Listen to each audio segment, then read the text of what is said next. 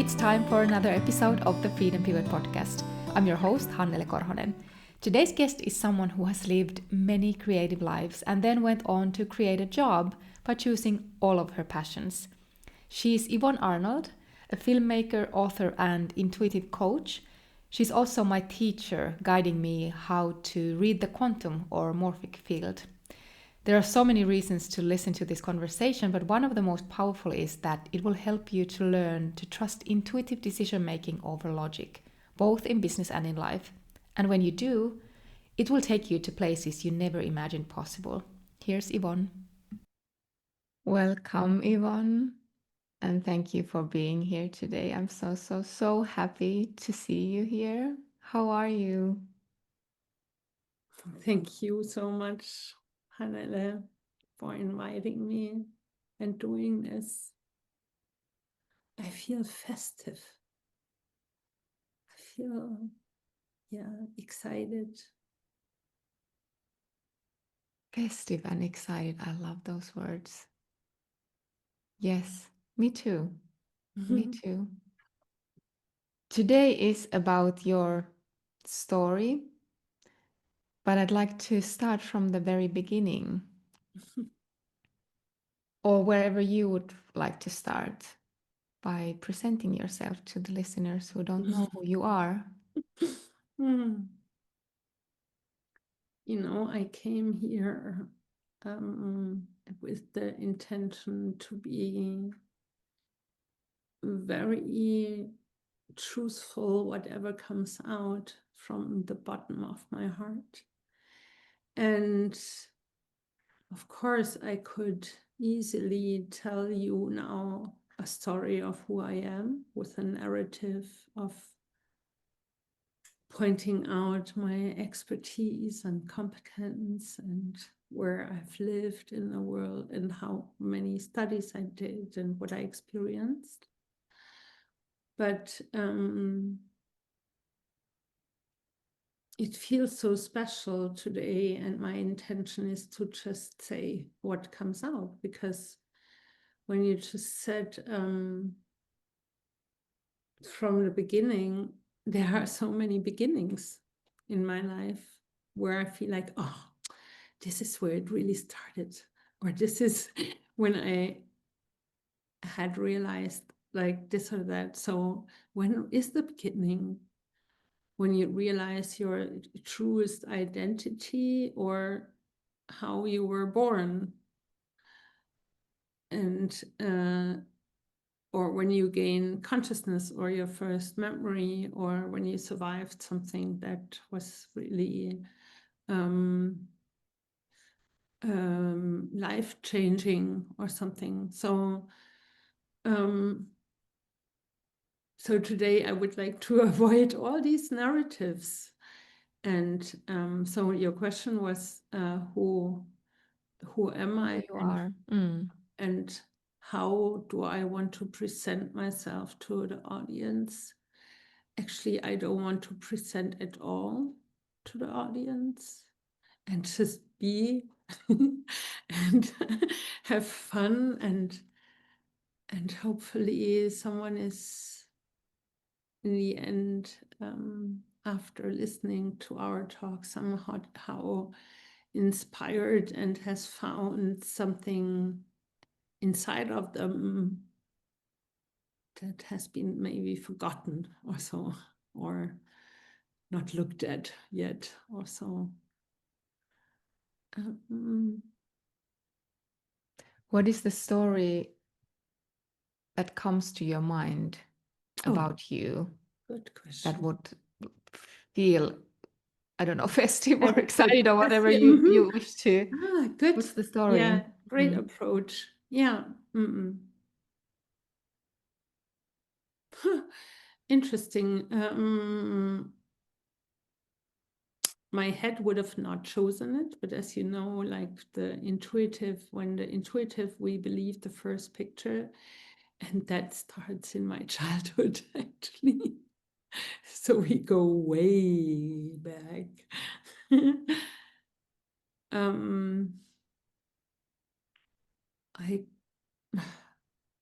I grew up on a countryside in the southern part of Germany, in Baden-Württemberg, near the Lake of Constance. And it's basically where the Alps start. We had hard winters. And when other people, other students on the planet have free days because of the heat, we had 3 days because of the cold.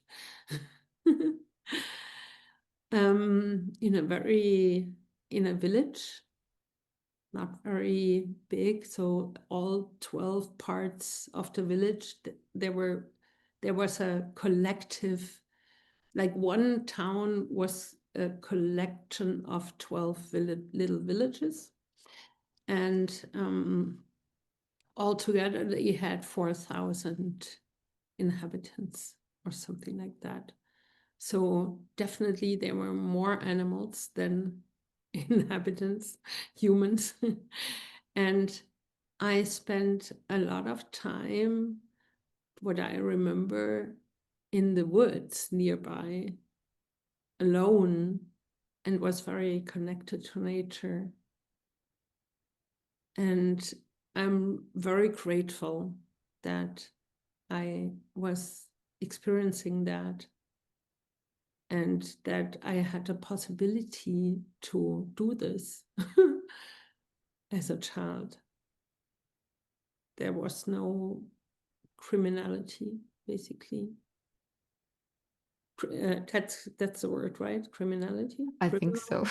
So there was no, so this was possible. And I'm really grateful to that. And I feel, and there's so much more around to that.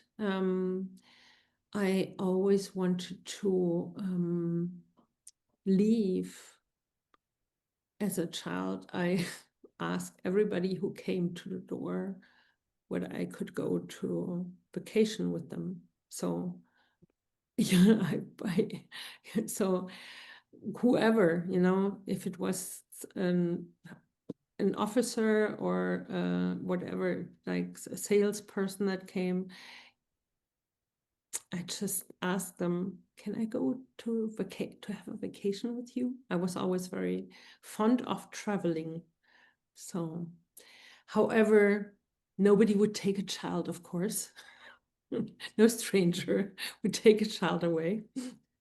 And so I was able to fulfill that dream later on, much, much, much in life. I traveled a lot. And someone asked me lately how many countries I had traveled, and I am aware that there are people who have way more collection of countries, but I counted them, and it's something around 37 or 38 or so.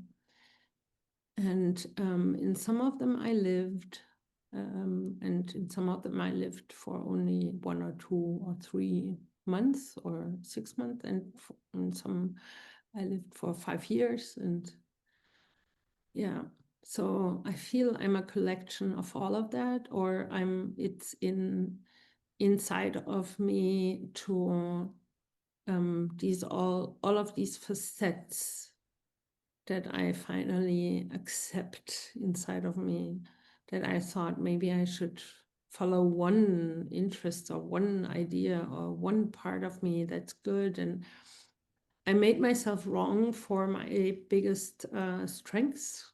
I'm emotional, and I don't mind crying. I don't mind showing my emotions. And that was or is still in some parts of our Western society still looked at weakness. Oh, she can't hold it together. I'm pretty sensitive. Yeah, and this is now leading the way, and before I was fighting it. So yeah, that's who I am. What was the first thing that brought you curiosity? What was the first interest that you started to follow after school, for example, or when you had to like make one beginning of many? What was the first one? I got inspired by Susie, who was someone I went to school with, and her passion was medicine. She is actually now a doctor and is still growing and developing and in all kind of areas. So that's her thing, right? And I thought, like, yeah, why not? Helping people, it's interesting. And so I made some effort to get a place at the university, and I did for the fall back then. And I thought I would study medicine. That was right after school. And then I thought, like, how can I use this time? Good.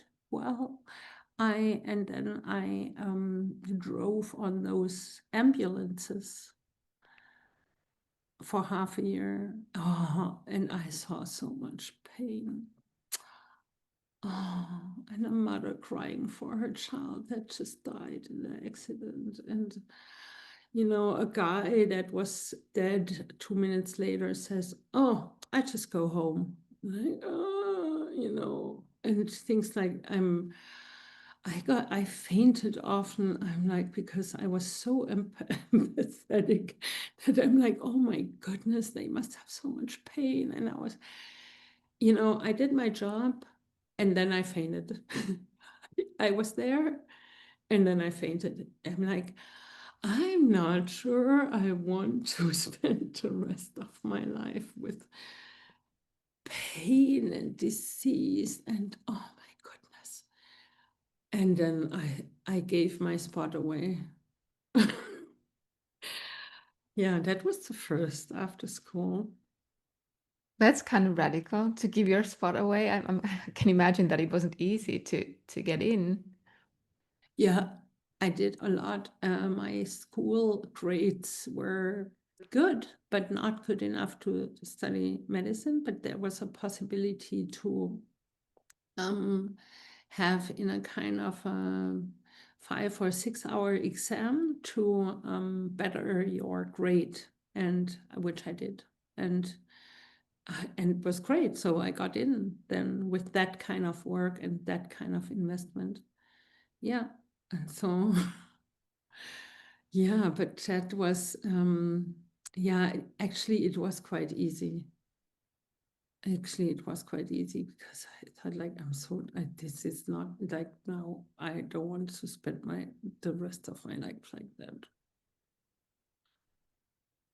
And what happened after that? I went into arts and media and history. Something completely different. Fun side, you know. Yeah, it's actually I moved to New York City after that. I studied, actually no, before, of course, first I studied at the University of Constance and in Bristol in England, at a harbor city, my first harbor city, beautiful, hilly. I had a bike there and I was quite fit there. Oh my goodness, where Stuttgart, I live now in Stuttgart at the moment, and they say it's the San Francisco of Germany. And Bristol, I would call the San Francisco of England. So yeah, and yeah, I studied. I studied what I thought I would really love and enjoy, and I did. So it was history. I'm a trained historian, and art, and media and film. and American and English literature. Beautiful mix, and it all feeds each other. And that's the first time when I thought, do I have to decide for one? What if I could have this, this, this, and this, and this? Oh, it was lovely. And you realize that you can choose, or you can have all of them, or I can't, yeah. Mm. Oh, it was lovely. And I had the best grades, you know. I don't, you know, it's not, I don't want to brag, but when I said before my grades were good, but not that good, but that's when, you know, I had so much fun and it was so rewarding. And this is when you start to get excellent, you know, and it shows, of course, in grades. And this is what I preach now, that it needs to be fun. And it was so much fun. It took long because these were many topics, but it was lovely. 7 years.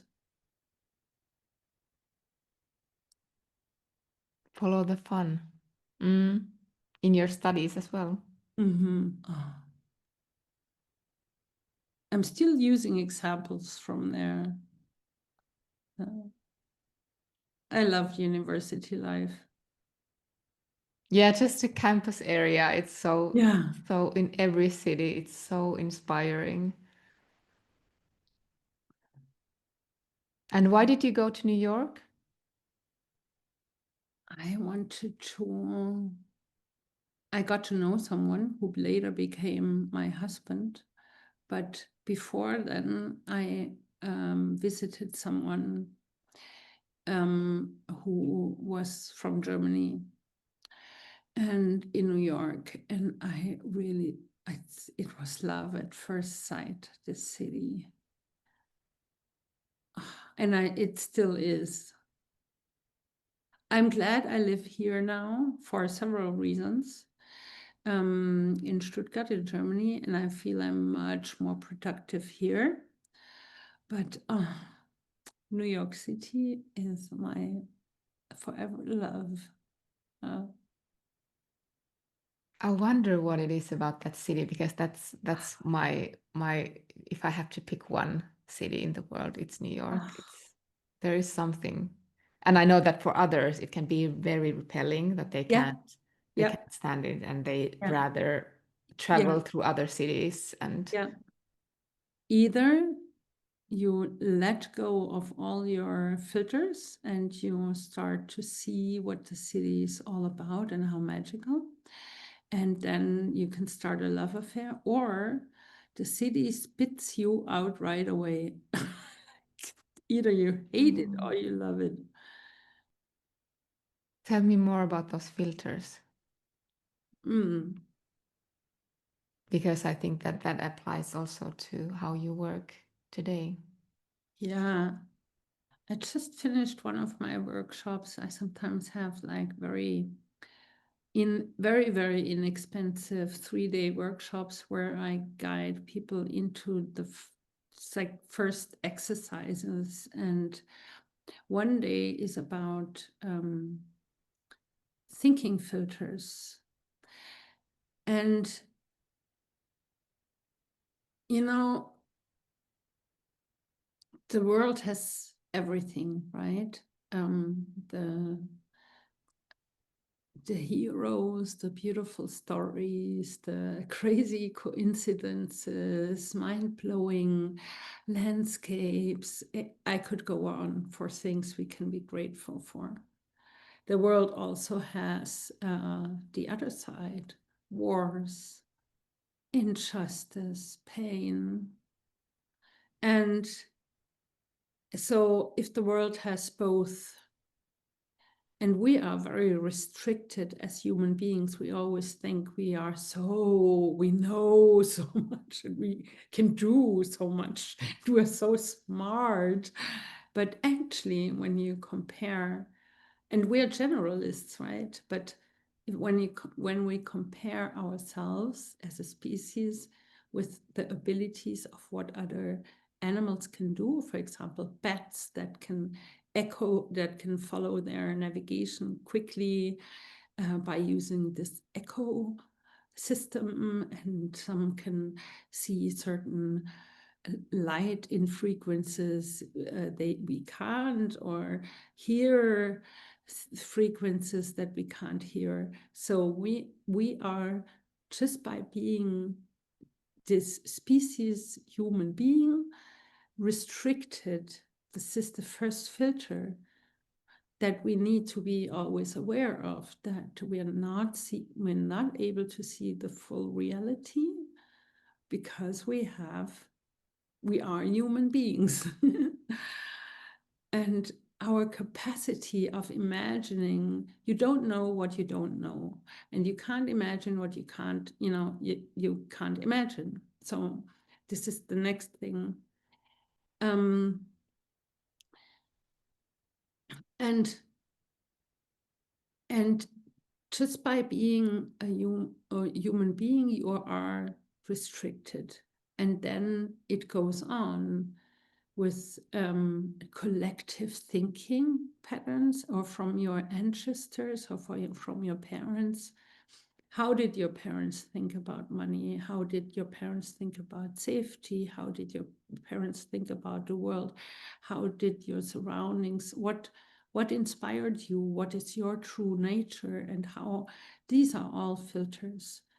And then there are also thinking filters, because the brain is, and this is brain science, the brain, first of all, doesn't make a difference between a real experience or a thought, imagined experience. That can't. So when you're using weights and you lift weights, and there has been studies done, and you imagine it, you can also grow muscles by just imagining it. That's how powerful thoughts are. And when you have these certain filters, you will always be true. If you believe, and well, this is the topic that just came up. If you believe that men are terrible drivers, then you will always see, whenever there's an incident where you see someone is driving terribly, you will see, a man again. But that's a filter. All opinions are filters. And most opinions don't even come from oneself, but from something they saw, heard, learned somehow, somewhere. And so we need to demontage these filters, and most of them are much less powerful as soon as we detect them, because they're all unconscious. And so if you feel like,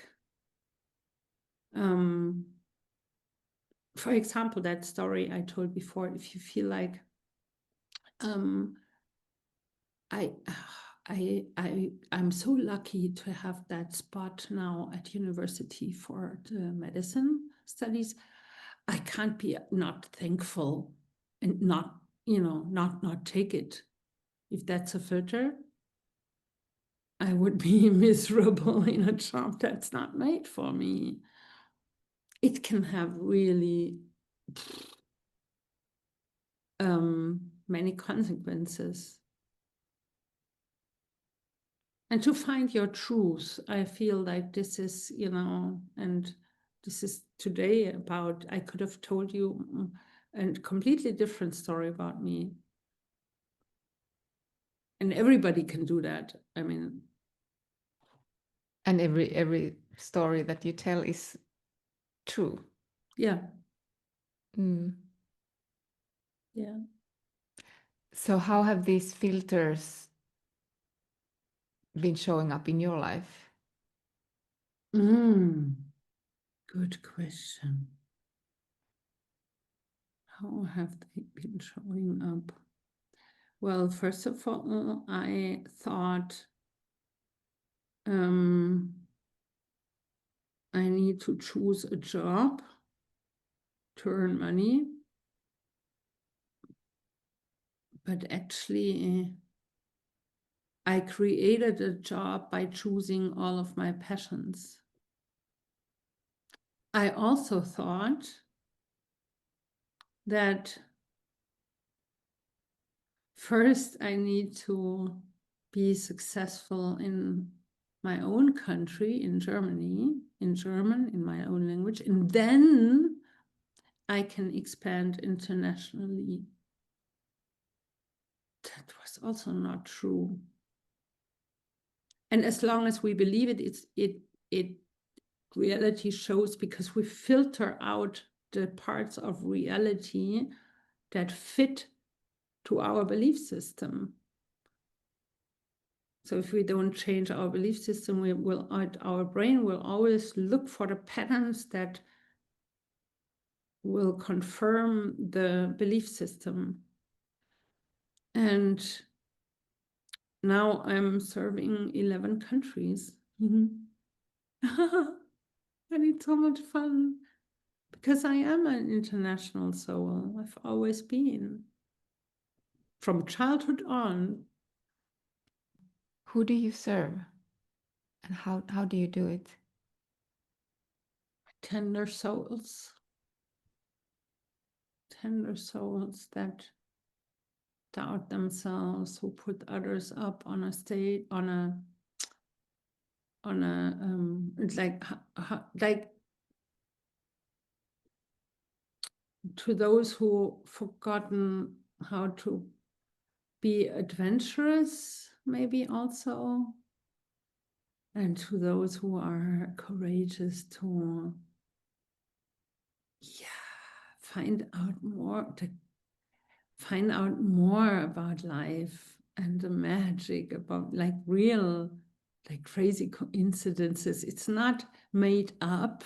It's like you see things happening. And that's like being in a parallel world or in a fairy tale, and this is possible, and it's not only me who's experiencing it. Yeah. No, as one of your one of your tender souls, I can definitely. I've experienced that with you as well. Yeah. Many times. Yeah. But I'm so curious about the gap.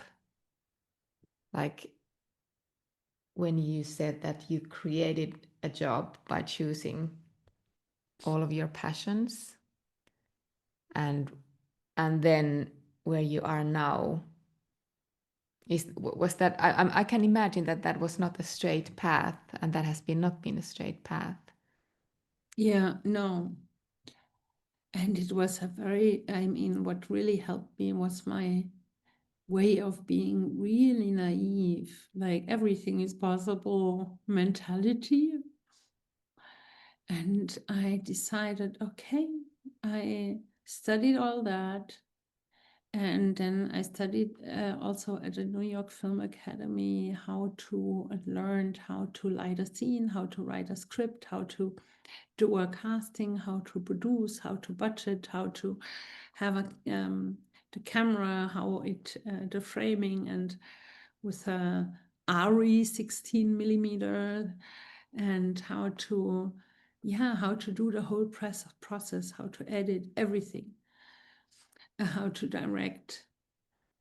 And you learn how to do every role a few times in films, and then you also make your own films. And I learned a lot there, and I thought, like, when I came back to Germany, and even then, when still living in New York, I thought, like, I will become a filmmaker, self-employed filmmaker. And my thinking was, once I decide, and I know that sounds so unbelievably stupid, what I say now, but it was somehow my assumption that deep down, of course, not conscious, but when I decide to be self-employed, then the clients will come without me showing up somewhere.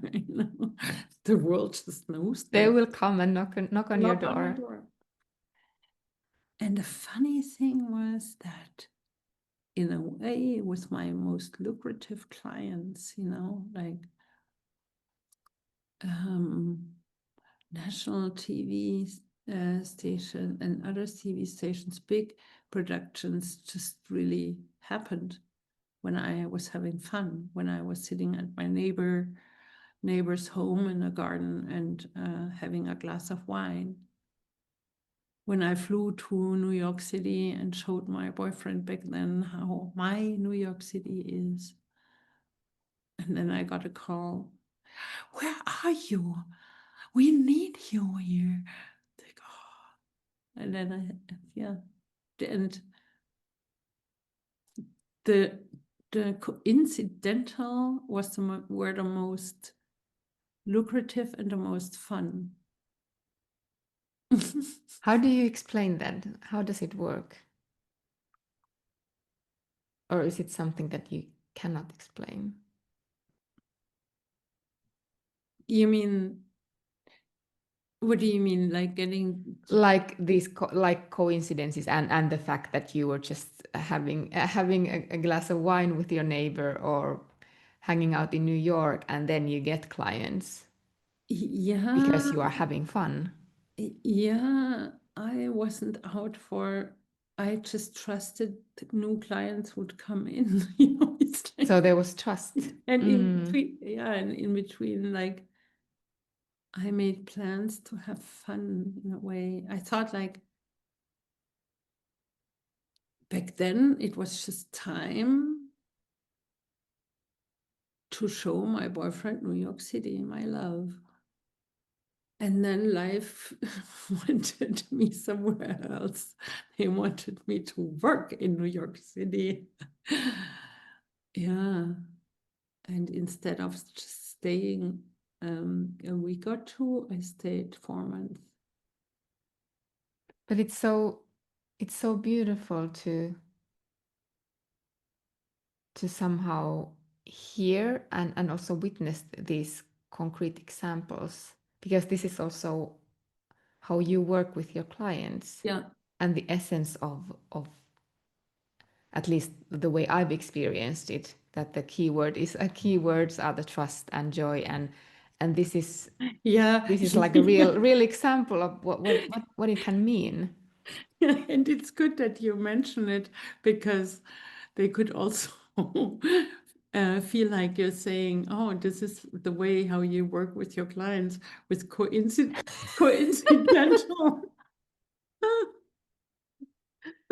Would it be very wrong to say that, actually? Well, we make appointments. True. They don't have to feel when it is. Oh, sorry. Is it today? Is it Appointment. today?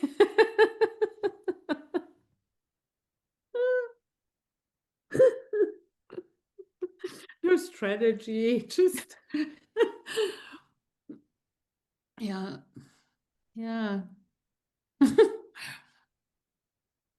But it's Probably.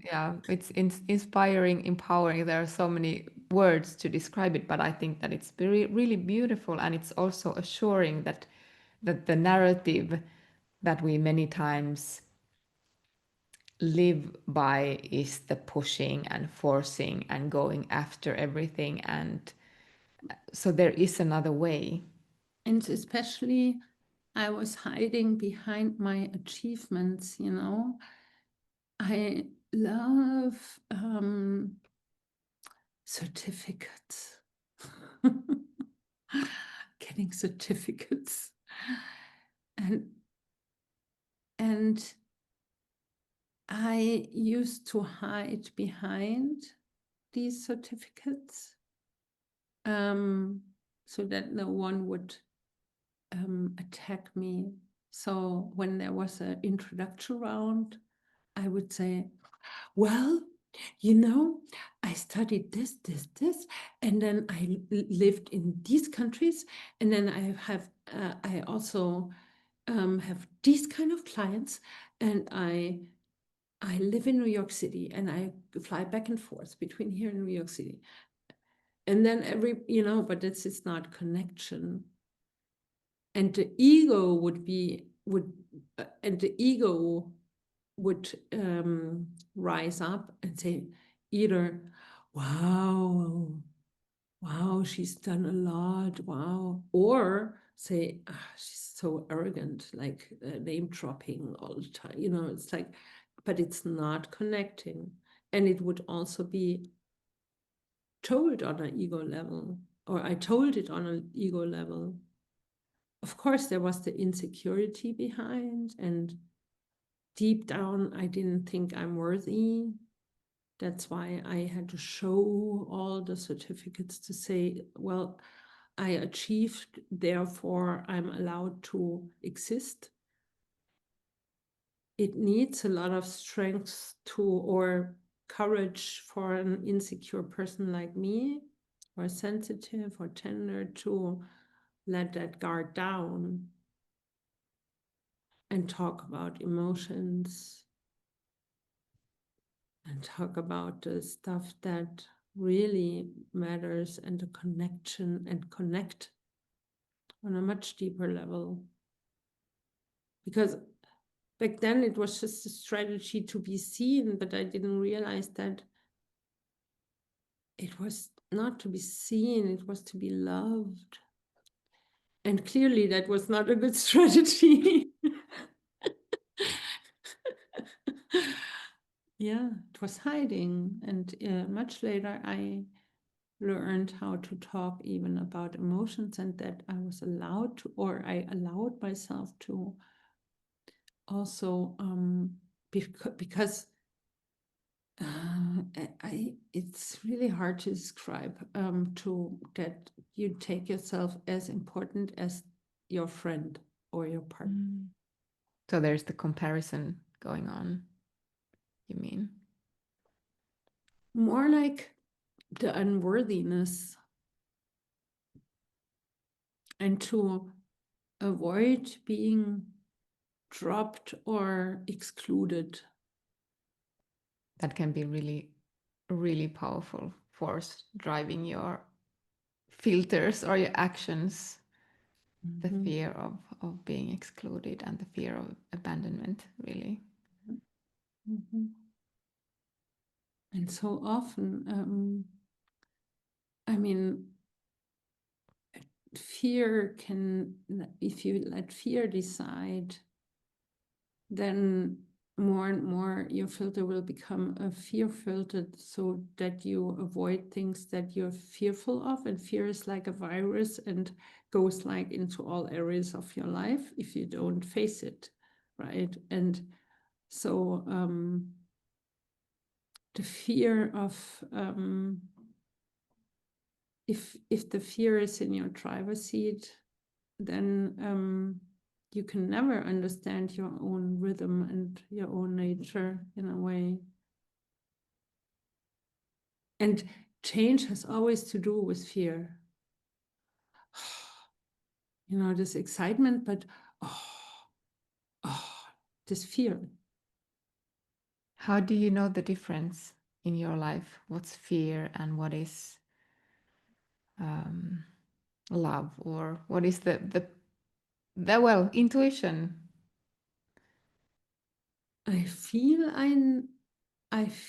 I know where you're going to, but it feels like a question. What is the difference between a dog and a chair in a way? But I will try to answer it. Hold on. Yeah, can you elaborate a little Yeah, bit? because fear can come out in in many different costumes. And I feel that fear is trying to, I don't know if I'm using the wrong word, but like it's trying to protect us. Like, don't do that, and I'm trying to keep you safe. And then there is the other side who is so curious and wanting to do whatever courageous you're dreaming of, and then there is the, so how do you know that the Yeah. fear is not like I should be listening to the fear? Does that make sense? Yeah, absolutely. I wonder these days, and that might be triggering to some. I wonder these days whether if there is ever if fear is ever showing us the way at all, ever. Because in the most dangerous situation, I had some most really dangerous life-threatening situations, there was no fear. There was no fear. There was just animal instinct. The brain didn't function anymore. There was just animal instinct. In a way, I'm really thankful for some reasons that I experienced this. I was so surprised afterwards. I mean, I didn't reflect in that moment. I was so surprised. And I wonder whether fear is and this has come up lately because I've been working with that topic a lot with people that had a lot of fear, different fears, unusual fears, but it always works the same. The fear also tells you to not let go of the fear, because then the fear comes up, creeps up. What if in the moment I let go of the fear, exactly what I fear is happening? And behind fear is bliss. This is what I learned, to see where is your excitement, and it always comes with a fear. And fear is not a good advisor if to do or not do things, but can be your alarm. It's in a way, someone said it really beautifully, or I saw a video or somebody said it. It's like your system is in an alarm. Ew, ew, ew, ew. You're now leaving your comfort zone. Ew, ew, ew, ew. And that's all. And outside the comfort zone, outside control, there is magic. And it sounds like a cheesy calendar,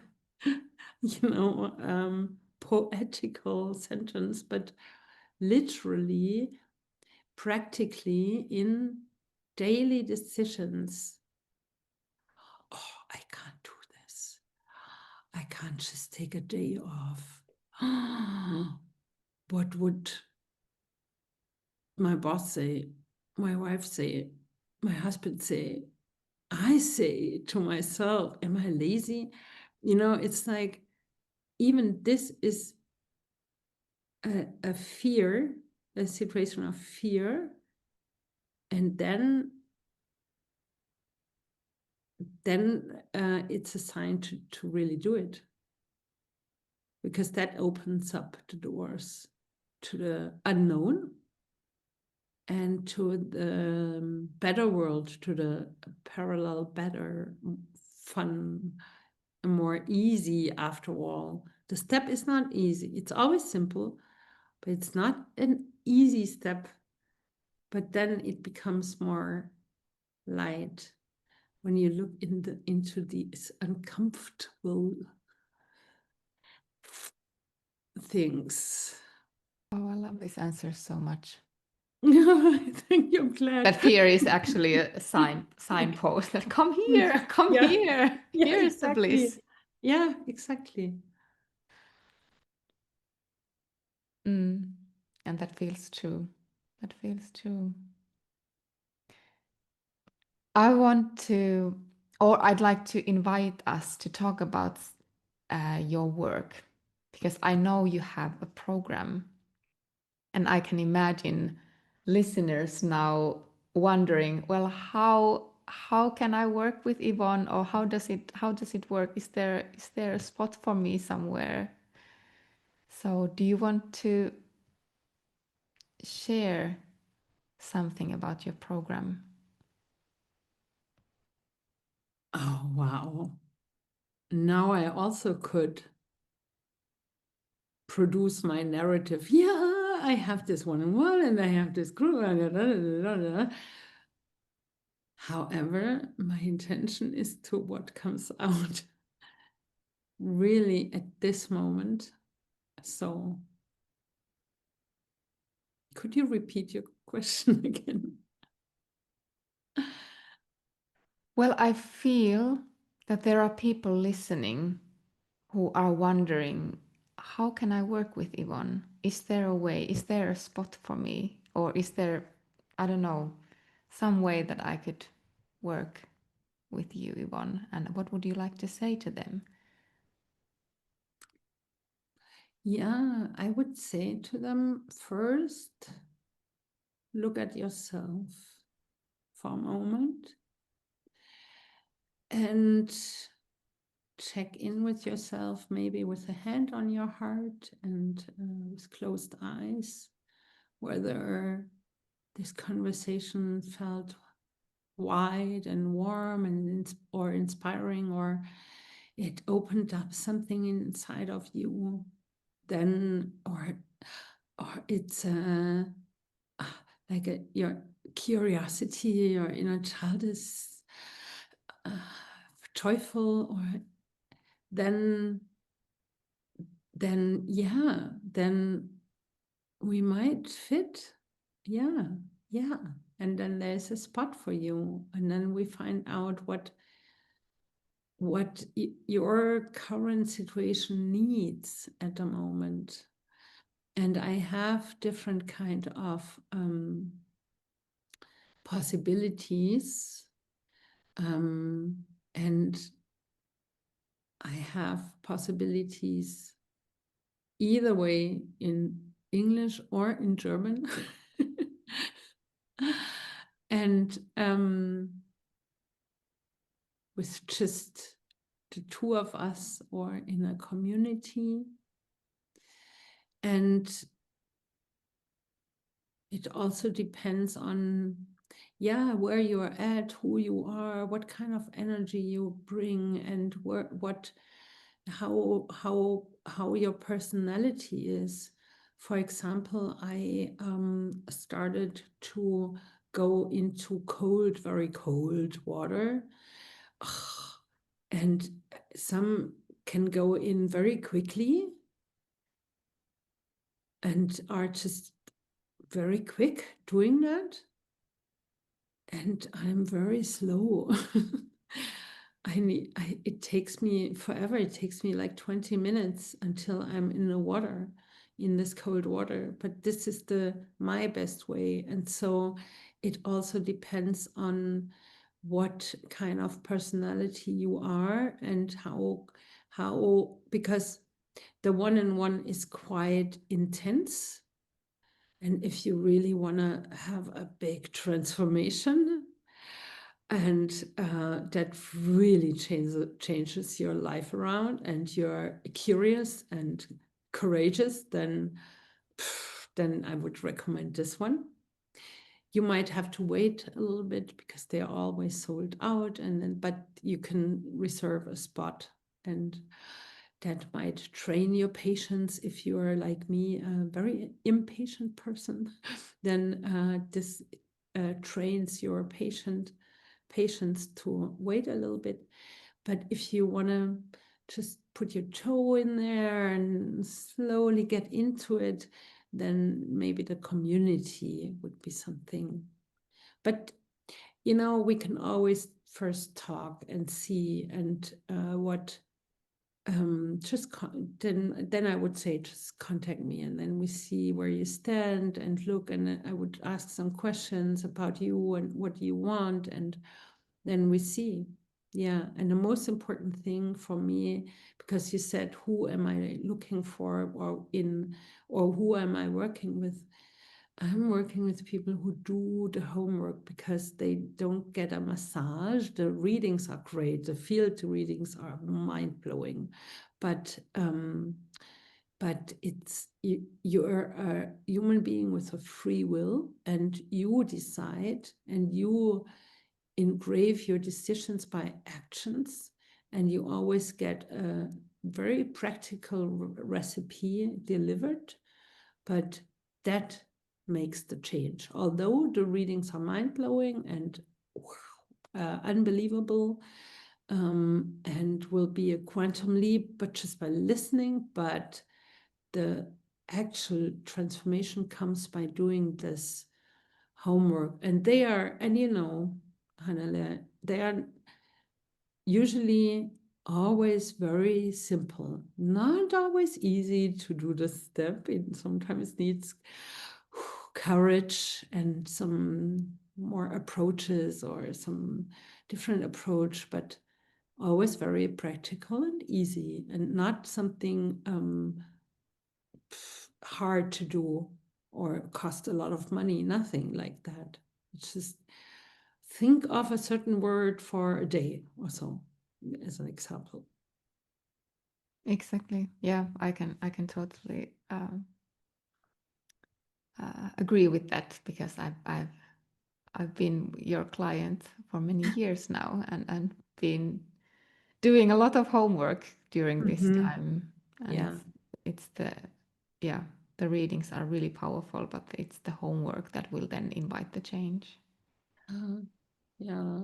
Oh, I'm so honored that you walked that path with me. I'm so grateful for you. It's been so much joy and magic and fun and growth. I've been in awe about your journey. Oh, so Oh, I'm so grateful for you. So grateful. But before we wrap up, is there something that I haven't asked that is like bubbling inside of you that would like to come out? I feel like you've provided a beautiful space for me to not follow any of these usual narratives. And you gave enough space to also give me time to feel into your questions. And that was just a glimpse of the pure truth, as much as I can, consciously. Of course, it's always a path, and as authentic and honest as I can be. Yeah, and you provided that space for it, so thank you so much. Oh, thank you. Thank you for being honest and authentic, and making the time to be here. Thank you. Thank you. It felt beautiful. Thank you.